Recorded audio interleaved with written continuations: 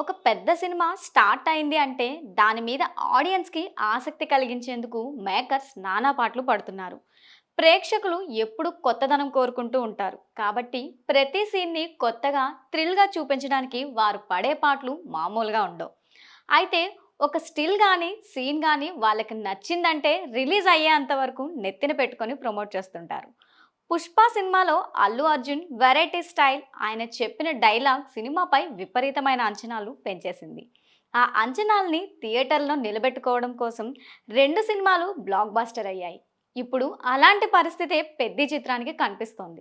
Game changer పరాజయం తర్వాత రామ్ చరణ్ చేస్తున్న చిత్రం కావడంతో 'పెద్ది'పై మామూలుగానే అంచనాలు పెరిగిపోయాయి. విలేజ్ స్పోర్ట్స్ బ్యాక్గ్రౌండ్లో సాగే పీరియాడికల్ యాక్షన్ డ్రామాలో రామ్ చరణ్ ఊర మాస్ గెటప్లో కనిపిస్తూ అందరినీ షాక్కి గురిచేశారు.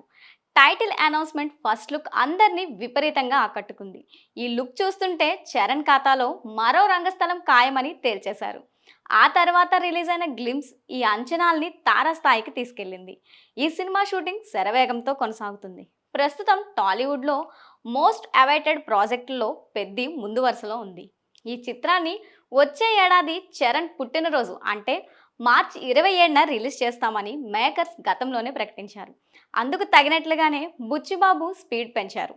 ఇప్పటికే ఈ సినిమా చాలా భాగం షూటింగ్ పూర్తి చేసుకోగా ఇంకా 40 రోజులు పెండింగ్ ఉందంటున్నారు.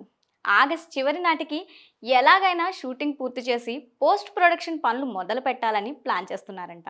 ఈ నేపథ్యంలోనే ఈ నెల 12 నుంచి మరో షెడ్యూల్ మొదలు కానుందంట. ఈ షెడ్యూల్ మొత్తం దేశ రాజధాని ఢిల్లీలో జరగనుందని టాక్ వినిపిస్తోంది.